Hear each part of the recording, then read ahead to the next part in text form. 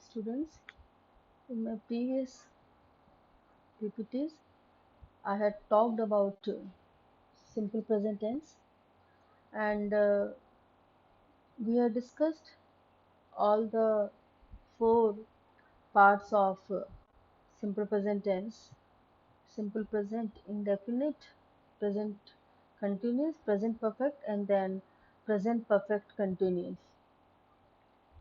Now, today I am going to discuss simple past tense. Like present tense, again, the simple past is the first part of the past tense. Past tense also, as well as present and future, has four parts: simple past, past continuous, past perfect, and the past perfect continuous. Uh, One more word by which we call past tense is preterite. This is the new word. You must learn the spelling of this word preterite and the pronunciation as well. So you all know, not much difficult, that we use the past tense to describe or to talk about the action which has already taken place earlier, not in the present time. So the simple past is the basic form of past tense in English. The time of action can be in the recent past and or the distance past. So the action duration is not important. The only thing which you have to find out is the thing is not taking place in the present scenario or in the future. So in the past tense, second form of the verb is used. That is called, in the common language, we say the second form of verb, or we say the past form of the verb. And regarding the second form of the verb, we have two types of verbs: regular or irregular. So the what is the regular verb? Which usually and whose second form usually end by d or ed. Okay, an example of a simple past verb used in a sentence would be I went to the park, right? The speaker completed their action of going to the park. So, to denote that the work took place earlier, not right now, so we use the verb goes past form. Simple past tense, as I told you earlier, usually we usually call it by simple past, but it is also known as a preterite, show action that completed at a particular time in the past. The simple past of the regular verb, as I told you, is marked by d or ed, and the irregular verbs have a variety of endings. And remember, the most important thing is that simple past tense is not accompanied by any helping verb. That is to say, in order to make the meaning of any sentence complete, we do not need any helping verb.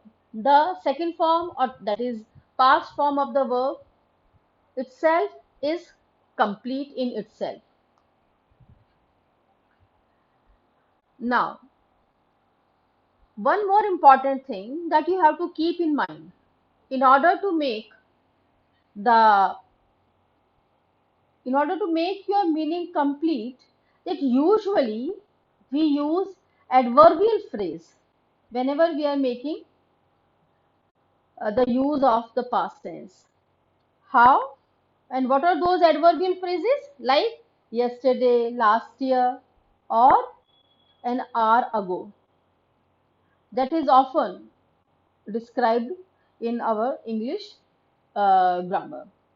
So an example of a simple past tense verb used in a sentence would be, I went to the park. The speaker completed their action of going to the park. So use the verb go in the simple past tense. Note that this example uses an irregular verb, but in the past simple, which can be a bit confusing until you understand the rules for using these verbs. Now, what are the regular verbs? In one line, if I say what is the regular verb, then it will be like play, played, played. Fine. Or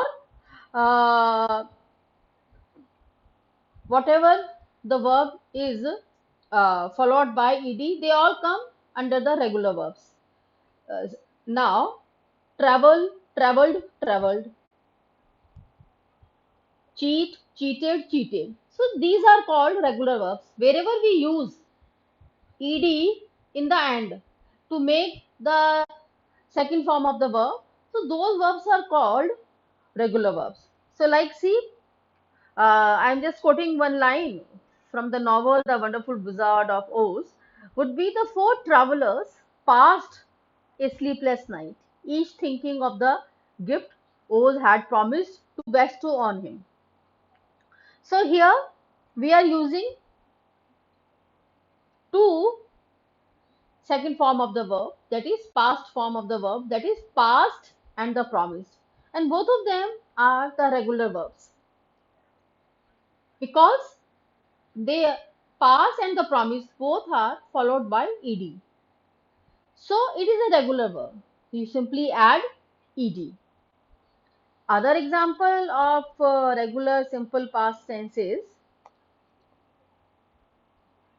I saw the puzzle, he dumped the garbage. In the first sentence, uh, we use only d because it is already had e, and in the second we use the ed. So this is simple to learn, to memorize regular verbs. But there are a few more rules, such as if a single word ends consonant vowel, we just double the consonant, like chatted, C-H-A. So original word is C-H-A-T, right? But because there is a T, there is a consonant. So, and it is preceded by a vowel. So we just double it.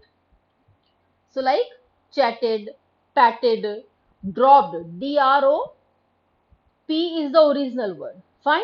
And then the P is there. It is a consonant and it is preceded by a vowel. So it is dropped. D-R-O-P-P-E-D. Now, see, I have given you more examples like that. That I dumped, we dumped, you dumped, plural. Simple. Means not much changes. And then, how we double? If the last syllables of a multisyllable word is stressed and ends consonant vowel, then consonant gets doubled and we add ed, like prefer becomes preferred. And if the word ends in y, change the y to I, like cry, cried. Now, the most important part when we are talking about the verbs, it is to be. Remember, what is the first form of be is rm, and what is the second form? It is was or were. In fact, to be verbs are the only verbs in the English that change form in every tense. Fortunately, the past simple form of to be verb is fairly easy, that is was or were. I was, we were, you were, you were. And in the third person, he, she, it was in the plural verb. You know it that the past singular requires was for the first and the third person and were for the second person plural. And all forms are the same. for the plural tense. Now I'm talking about the irregular verbs. So where we are learning regular verbs, they are easy because we have to add only ed, d or ed.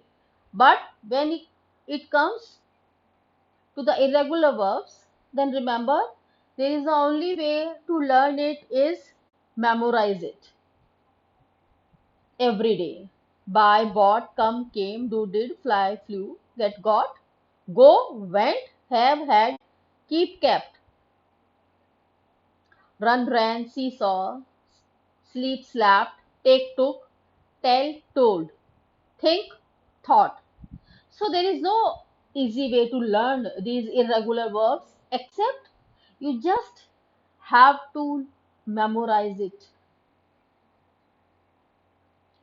I swapped, we swapped, you swapped, you swapped. So uh, whether it is singular or plural, we use this swapped, swapped, but you have to memorize these um, past form of these irregular verbs. To form the simple parts of the irregular verbs, you remove the second e and then we add the t, right? So this is how it is formed, irregular verb. But this is not the case in all the irregular verbs. There is no particular pattern when we are um writing irregular verbs. So you have to memorize it very seriously, the irregular verbs, because they keep changing. All the irregular verbs are different from each other. Now coming to the negative question of the simple past, we use did not for the singular as well as the plural. Didn't you look before crossing the road? Did you not realize the school was closed? So did not is used, okay, in the simple past tense, and in the negative we use the first form of the verb, and didn't is used for that. I have given you one example, two examples I have for you. What you when the accident occurred? Okay, so occurred is there, so we know that we have to use the simple past tense. That is what you did. Okay, did. Second form, I dash to change a light bulb that had burnt out. So I tried. Second form, tried. After I dash the wallet full of money. After I found the wallet full of money, I immediately to the police. So I went immediately to the police and turned it in. So here we are using uh, the second form of the verb. So in the past tense, what is important is the regular verbs are easy because we only put d or ed after the present form of the verb. Irregular verbs are difficult, you have to memorize it, and in the simple past tense we always use verbs second form, and in the negative we use did not plus verbs first form. So keep practicing it and memorize all the difficult irregular verbs.